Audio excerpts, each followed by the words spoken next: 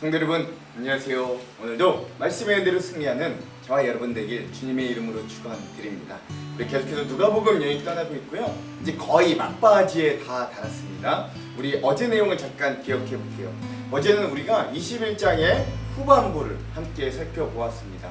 이 십자가로 가는 길, 예수님이 논쟁과 또 교훈을 통해 마지막 날, 마지막 때 정말 재림을 어떻게 준비해야 될지를 알려주시는 그런 말씀들을 우리가 함께 나눴습니다. 제일 먼저 예루살렘이 멸망할 것을 빗대어 예수님이 종말에 대한 예언을 하셨던 그런 부분들을 함께 보았습니다. 물론 이 예수님이 십자가에 달려 죽으시고 부활하시고 승천하신 이후에 30년 후에 정말로 그 예수님의 예언대로 예루살렘 성이 로마 군대의 침입을 받아 완전히 멸망하기도 하지만 이것은 사실 그런 1차적으로는 그런 사건을 의미하지만 더 넓게 보자면 우리 인류의 맨 마지막 날 종말의 때가 어떤가를 알려주시는 주님의 말씀이기도 합니다. 그러므로 우리가 이 말씀에서 기억해 볼 건 이거예요. 종말에는 두 가지 측면이 있다는 거예요. 첫 번째는 뭐냐? 믿는 자에게는 그 마지막이 예수님을 만나게 되는 영광스러운 날이 된다면 또 한편 예수님을 끝까지 믿지 않는 자에게는 엄청난 심판이 이르게 되는, 그래서 우리 믿는 자들에게는 주님이 구름 타시고 오시는 영광을 보시는 날, 그렇게 우리가 기대하고 고대하던 주님을 만나는 날이 되지만 그렇게 믿지 않는 이 세상에서 이 세상의 것들만 따라가던 말씀 밖에 있는 것들만 따라가던 자들에게는 어마어마한 심판의 날이 됨을 우리들에게 알려주는, 그래서 이 마지막 종말이 우리에게 꼭 결코 불안이나 공포만이 되는 게 아니라 우리 믿는 자들에게는 소망과 기쁨의 날이 된다는 것을 우리가 함께 나누기도 했고요. 또한 이런 두 번째는 이제 무화과 나무 또한 모든 나무를 보고 시절 때를 분별하라 라고 하는 교훈을 보았죠. 즉 이 겨울에서 봄이 짧은 이스라엘은 갑자기 여름이 되는데 그 여름이 됐다는 걸 뭘로 아냐면 무화과 나뭇잎이 연해지고 또 그러한 이 무화과 나무의 잎사귀들의 변화를 보면서 아 여름이 됐구나 이스라엘 사람들은 알았다고 해요.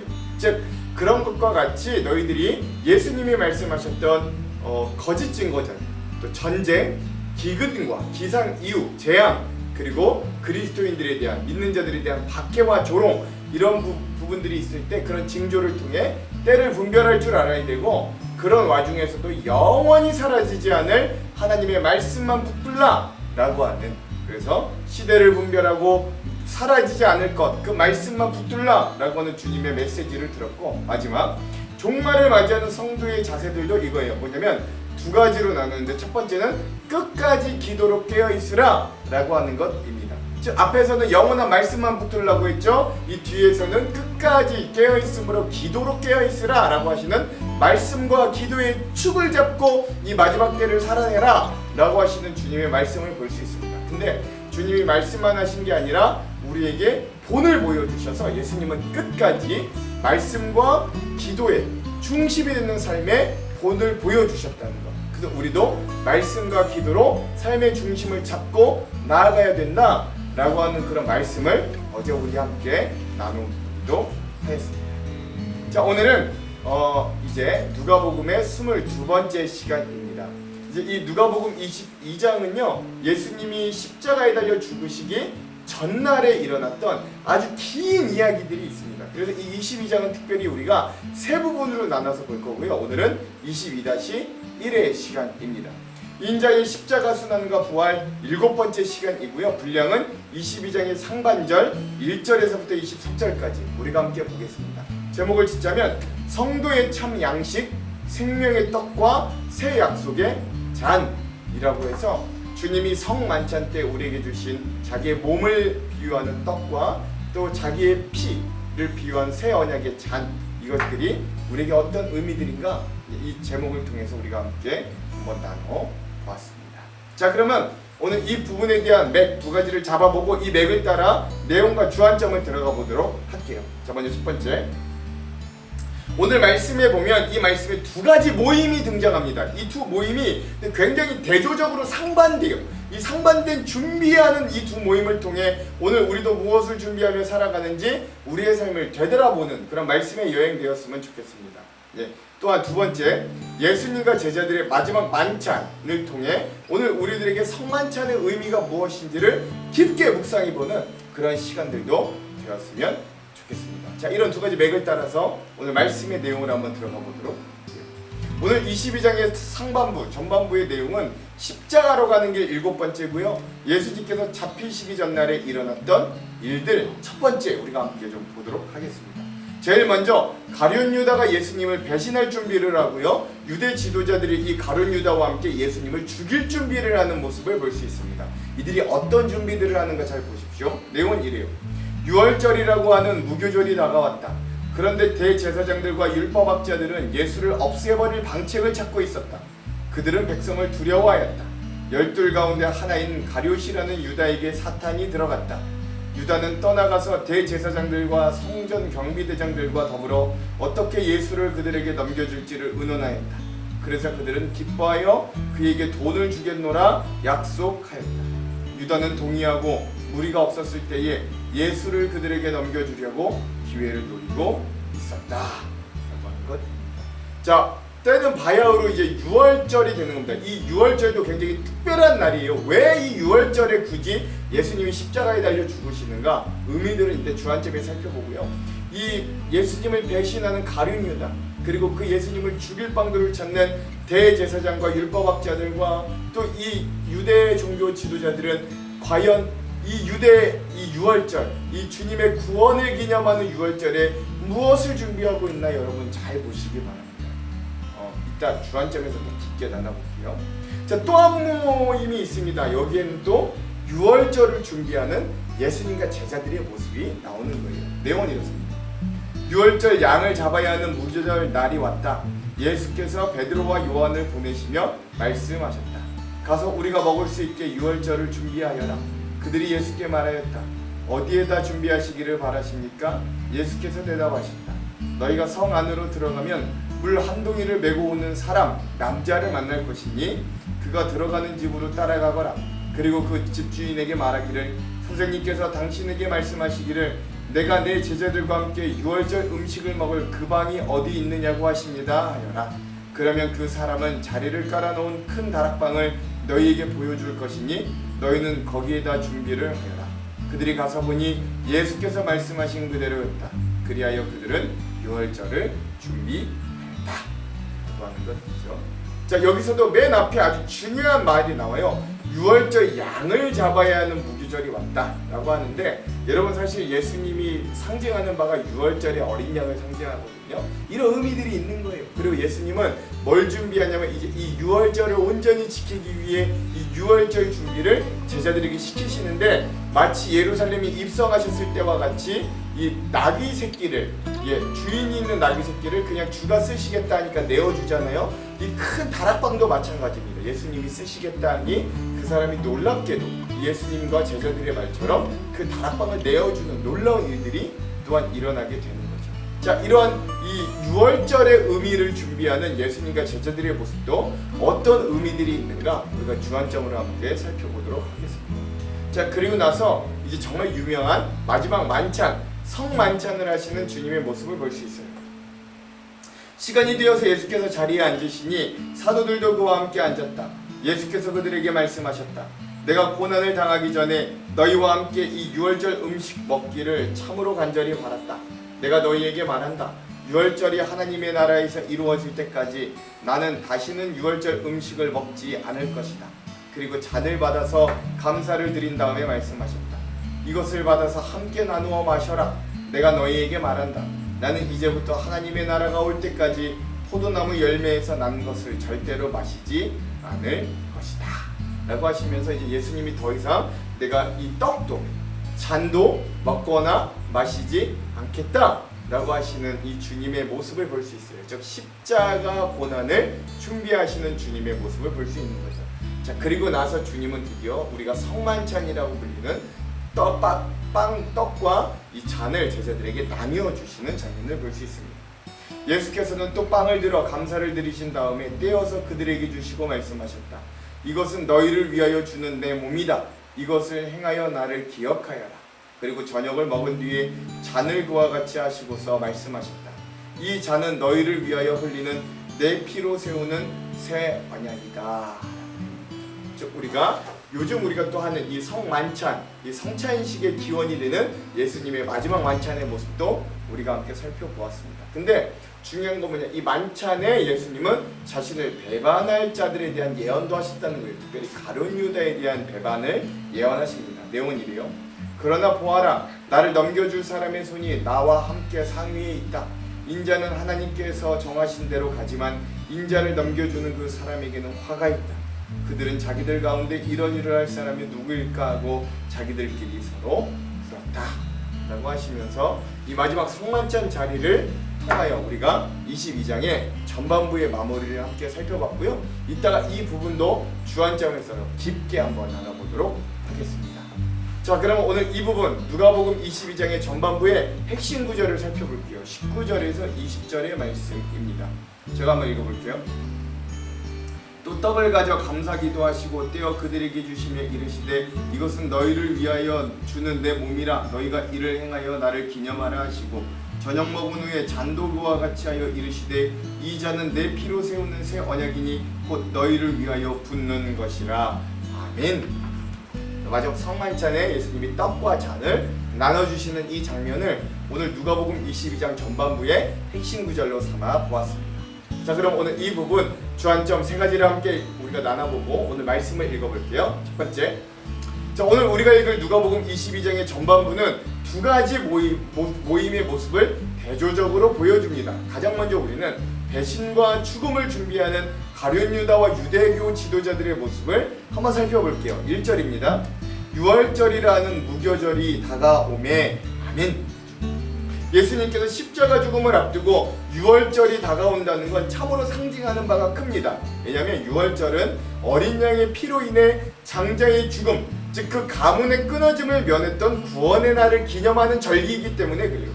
근데 예수님께서 이제 온 인류의 죄로 인해 하나님과의 관계에서 끊어짐을 면하기 위해 예수님 스스로가 어린 양이 되셔서 십자가에 달려 죽는 날이 곧 다가오는 날이 바로 유월절. 다가오는 날이 유월절과 또 예수님의 십자가 사건이 묘하게 겹치게 되는 분위기가 바로 이 유월절 분위기가 되기도 하는 거예요. 이렇게 예수님의 실제적인 고난이 막 시작되는 장면이 22장이기도 합니다. 제일 먼저 22장 전반부는 예수님을 배신하는 가룟 유다와 가룟 유다를 통해 예수님을 살해하려고 음모를 꾸미는 유대인들의 모습이 등장합니다. 대제사장들과 서기관들은 예수님을 죽이기 위해 계속해서 음모를 꾸몄지만 예수님을 추종하는 많은 무리들이 있었기 때문에 마땅한 기회를 잡고 있지 못하였어요. 2절에서 3절. 대제사장들과 서기관들이 예수를 무슨 방도로 죽일까 궁리하니 이는 그들이 백성을 두려워함이더라. 12 중에 하나인 가룟인이라 부르는 유다에게 사탄이 들어가니. 4절. 이에 유다가 대제사장들과 성전 경비대장들에게 가서 예수를 넘겨줄 방도를 의논하매. 아멘. 자, 이때 예수님의 제자 중에 하나인 가룟 유다가 사단의 권세에 굴복하여 자기의 스승인 예수님을 백성들의 동요가 잃지 않도록 비밀리에 이 유대교 종교 지도자들에게 넘겨줄 걸 약속하고 그 대가로 돈을 지불받기를 약속받아 서로 계약을 합니다. 이렇게 배반을 준비하는 가룟 유다는 12명의 예수 제자 중에 한 사람이었고 그의 역할은 공동체의 회개를 맡는 자였어요. 회개는 예수님과 그의 제자들을 따르던 많은 사람들의 먹거리와 잠자리를 계획하고 준비해야 되는 아주 중요한 역할이었습니다. 가룟 유다가 처음부터 이 예수님의 제자 공동체에 삐뚤어진 생각으로 들어온 건 아니라고 봐요. 많은 학자들도 그렇습니다. 근데 만약 그랬다면, 왜냐하면 예수님께 선택되지도 못했을 뿐만 아니라 제자들에게도 그 가룟 유다가 외면당하였을 것이기 때문입니다. 그러나 마지막 만찬을 하면서까지 떡을 포도즙에 함께 찍어 먹는 누군가가 자기를 팔 거라고 말하는 예수님의 말씀에 어느 누구도 가룟 유다를 꼭 집어 의심하지 않았거든요. 그러니까 많은 학자들이 이야기하는 건 가룟 유다가 처음부터 그러진 않았다라는 거예요. 그리고 그가 예수님과 함께 할 때도 참 좋은 예수님의 제자로 잘 살아냈다라고 하는 것도 알 수 있다는 거죠. 그런데 많은 학자들이 이야기하는 건 어느 순간부터 가룟 유다가 회개, 즉 돈을 가까이 하다가 자신의 모습을 빼앗겨 버렸다라고 하는 겁니다. 이게 예수님을 팔았던 첫 번째 의미라는 거예요. 5절에서 6절. 그들이 기뻐하여 돈을 주기로 언약하는지라 유다가 허락하고 예수를 무리가 없을 때에 넘겨줄 기회를 찾더라. 아멘. 그렇죠?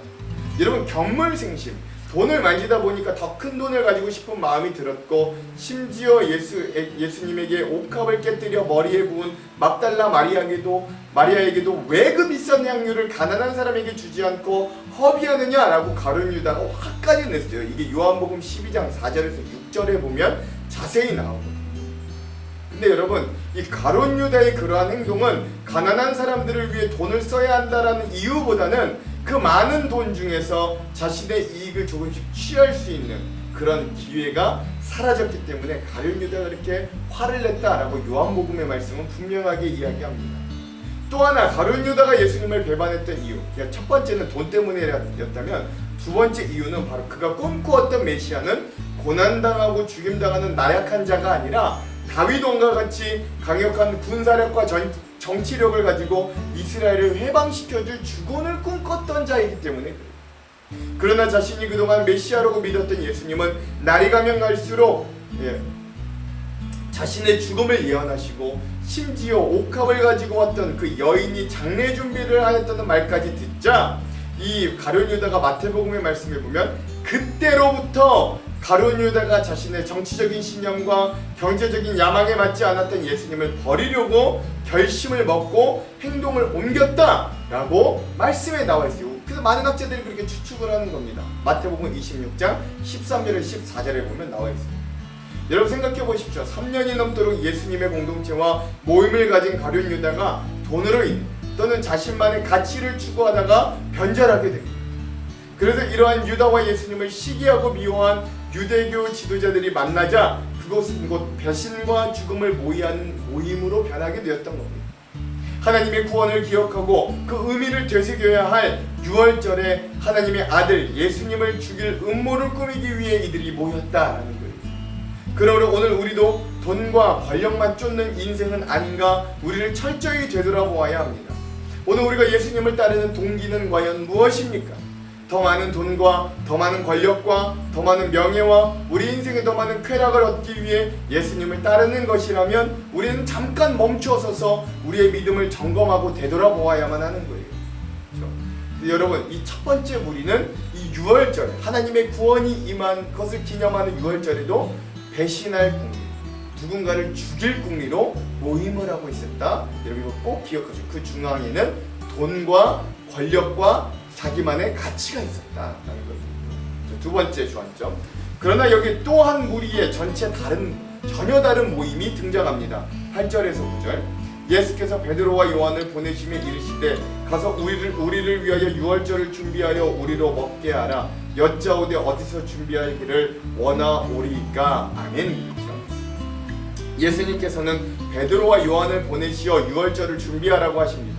제자들은 어디에서 유월절을 준비해야 되는지를 물었고, 예수님께서는 성 안에 들어가면 물 한 동이를 메고 오는 사람을 만나 그에게 물으면 그 사람이 예비된 유월절 식사 자리를 너희에게 안내해 줄 거라고 하시는 거예요. 10절에서 12절. 이르시되 보라, 너희가 성내로 들어가면 물 한 동이를 가지고 가는 사람을 만나리니 그가 들어가는 집으로 따라 들어가서 그 집 주인에게 이르되 선생님이 내게 하는 말씀이 내가 내 제자들과 함께 유월절 먹을 객실이 어디 있느냐 하시더라 하라. 그리하면 그가 자리를 마련한 큰 다락방을 보이리니 거기서 준비하라 하시니. 아멘. 여기엔 정확한 장소에 대한 설명은 없습니다. 그러나 예전에 예루살렘 성에 예수님이 입성하셨을 때 가서 나귀를 풀어오고 주인이 뭐라고 하면 주가 쓰시겠다라고 말씀하셨던 것처럼 제자들과 다락방에서 함께 먹을 장소를 알려주실 때도 예수님은 모든 것을 아시는 하나님의 능력을 통해 정확히 예비하신 장소를 찾아 설명하시는 거예요. 그리고 먼저 성 안으로 들어갑니다. 그러면 물 한 동이를 가지고 가는 사람을 만날 텐데, 여기 이 그리스어 원어로 보면 그 사람이 남자예요. 당시 물동이를 가지고는 가는 사람들이 대부분이 여자였기 때문에 그 물동이를 진 남자는 쉽게 눈에 띄었을 겁니다. 그리고 그가 들어가는 집으로 따라 들어가서 주인을 만나거든 그 주인에게 예수님에게 알려주신 대로 유월절 먹을 객실이 어디 있느냐고 묻고 그가 안내한 큰 다락방을 보여줄 것이라고 하는 거예요. 그리고 예수님의 명령대로 제자들은 유월절과 최후의 성만찬을 준비하게 됩니다. 13절. 그들이 나가 그 하신 말씀대로 만나 유월절을 준비하니라. 아멘. 여러분, 이렇게 22장의 말씀은 한편에서는 유월절에 예수님을 없애려는 탐욕과 폭력자들의 모임이 있다면, 또 한편에서는 예수님께서 그 모든 악을 뛰어넘어 하나님 자신의 의와 사랑을 실현할 또 다른 유월절의 모임을 예비하는 구원의 섭리를 보여주시는 거예요. 세상은 여전히 내 뜻대로 움직이기 위하여 모략을 쓰고 심지어 다른 이들을 해하고 돈과 권력만을 추구하여 썩은 내를 풍기지만, 예수님은 그러한 제자들의 상황을 다 아시면서도 자신을 끝까지 내어줄 준비를 하십니다. 한편에서는 배신과 살해를 준비하지만, 또 한편에서는 그것마저 미리 아시고 품으시며 끝내 제자들에게 자기의 살과 피를 나누어 주시고 스스로 종이 되어 발을 씻겨 주실 주님의 겸손과 섬김과 모두 내어줌을 준비하고 계시더라 라고 하는 거예요. 그러므로 오늘 우리도 이 말씀을 통해 우리의 삶은 무엇을 준비하며 사는가, 무엇을 추구하며 살아가 결국 우리의 삶의 마지막 자리는 무엇이 남겠는가를 좀 기억할 수 있어요. 여러분, 우리가 이것들을 한번 좀 심각하게 고민해 보기를 소망해요. 오늘 우리가 예수님을 따라가는 제자들이라고 고백한다면 우리의 모임과 공동체는 과연 무엇을 담고 있는가 깊이 고민해 보아야 합니다. 그래서 우리도 예수님처럼 모든 모임 안에 나눔과 헌신이 있는 진정한 유월절의 의미를 우리의 삶 가운데 담아낼 수 있어야 돼요. 크게는 우리 사회가 모든 생명을 풍성하게 하는 일, 그것이고, 영화롭게 하는 방향으로 나아갈 수 있게 그 사회를 위해, 그 믿지 않는 자들을 위해 그들을 품고 기도하고 하는 것들, 이 유월절의 의미라고 말할 수 있고요. 또 그 작게는 내 자신이 속한 공동체와 자기 모임들의 예수님의 문화, 즉 풍성한 모임이 일어날 수 있도록 해야 하는 것이 우리가 유월절의 문화를 담아내는 거다라고 할 수 있습니다. 오늘 우리는 이 말씀을 읽으며 내가 속한 가정, 직장, 사회 모든 곳에서 이루어지는 모임이 생명을 살리고 회복시키는 자리, 하나님의 사랑과 은혜가 예비된 모임이 될 수 있기를 먼저 간절히 소망합니다. 자, 마지막 세 번째, 오늘 우리가 마지막으로 함께 나눌 주제는 마지막 만찬, 즉 성만찬을 베푸시는 예수님의 모습입니다. 14절에서 15절, 때가 이르매 예수께서 사도들과 함께 앉으사 이르시되 내가 고난을 받기 전에 너희와 함께 이 유월절 먹기를 원하였노라. 아멘. 그렇죠? 예수님께서 공생의 끝에 있을 오늘 이 유월절 식사를 이 제자들, 사도들과 함께 하기를 원하였노라 라고 말씀하십니다. 이를 통해 예수님께서 고난을 당하시기 전에 자기의 제자들, 사랑하는 제자들, 사도들과 함께 할 이 식사를 얼마나 간절하게 사모하셨는지를 우리는 알 수 있습니다. 이 유월절 식사가 가진 의미가 매우 깊었기 때문에 그래요. 여러분, 앞서 말씀드렸지만 유월절은 이스라엘에게 있어 매우 특별한 명절입니다. 먼저 유월절은 이스라엘의 민족을 성립시키는 상징하는 날이었습니다. 또한 유월절 어린 양의 피가 이스라엘 백성을 구원했음을 기억하는 날이기도 합니다. 이것을 기념하는 것만으로도 유월절 식사는 의미가 깊었습니다. 그런데 예수님은 이보다 더 깊은 의미로 그 의미를 확장하고자 하셨습니다. 오랜 세월 동안 이스라엘이 핍박받는 중에도 메시아를 대망하면서 기념하였던 이 유월절 시대의 마지막을 알리는 이 유월절 식사를 통해 예수님은 자기 자신의 백성의 죄를 위해 희생될 진정한 유월절의 어린 양이 스스로 되시려고 이 땅에 오셨음을 알리시는 거예요. 즉, 이 시간을 통해 예수님께서는 자신이 이 땅 가운데로 오신 진정한 의미를 설명하고자 하셨다는 거죠. 이런 이유로 예수님께서 이 식사를 그토록 원하셨고, 그래서 더 특별해지게 되는 것입니다. 그러니까 즉 예수님이 이제 예수님의 관점에서 보자면 이 유월절 식탁이 마지막 유월절이에요. 이제 더 이상 유월절은 의미가 없어요. 왜? 예수님이 유월절 어린 양이 돼서 부활절과 또 사순절과 이런 것들이 의미가 되기 때문에. 자, 16절과 18절, 내가 너희에게 이르노니 이 유월절이 하나님의 나라에서 이루어지기까지 다시 먹지 아니하리라 하시고, 18절, 내가 너희에게 이르노니 내가 이제부터 하나님의 나라가 임할 때까지 포도나무에서 나는 것을 다시 마시지 아니하리라 하시고, 아멘. 예수님께서는 이 식사 이후로는 더 이상 유월절의 식사를 하지 않겠다고 선언하십니다.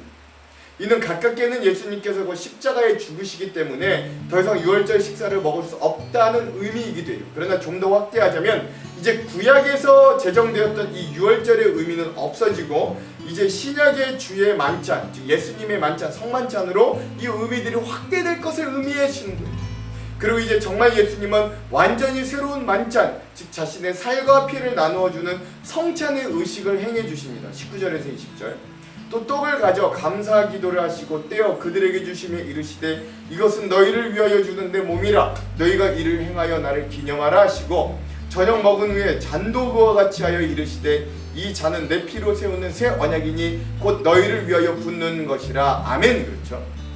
예수님께서 떡을 떼어 나누시며 나를 기념하라 라는 말씀이 끝나는 순간 유대인들만의 유월절 식사가 이제는 온 인류의 구원의 은혜를 기념하는 성만찬 식사가 되었습니다. 출애굽을 기념하는 수단이 이제는 예수님의 죽음을 기억하고 기념하는 수단으로 변화된 거예요. 예수님은 자신의 죽음이라는 측면을 더해 유월절 떡에 대한 새로운 상징을 부여하십니다. 이제 이 떡을 먹을 때마다 기독교 공동체는 예수님의 찢겨진 삶을 기억하여 예수님의 죽음을 기념하게 된 거예요. 또한 저녁을 먹은 후에 예수님께서는 잔을 나누셨습니다. 예수님이 들고 계신 이 잔 속에 붉은 포도주는 우리를 위해 흘리신 그리스도의 피를 상징합니다. 예수님께서 이 잔에 대해 내 피로 세운 새로운 언약이다 라고 말씀하셨어요. 이 새로운 언약은 불완전한 짐승의 제물을 이제는 더 이상 드리지 않고 흠이 없이 완전한 제물, 즉 예수 그리스도인 어린 양으로 대체시키는 언약이었어요. 이 일을 이루시기 위해 예수님께서 이 땅에 오신 겁니다. 예수님은 십자가에서 흘리게 될 피를 통해 사람들의 죄에 대하여 완전한 속죄를 보여주시며 이런 속죄 사역을 기념하는 새로운 의식 성만찬을 제정하신 거예요. 예수님께서 그토록 바라셨던 이 마지막 유월절 식사는 예수님이 희생의 죽음을 선포하고 이를 기념하는 첫 번째 자리가 된 겁니다.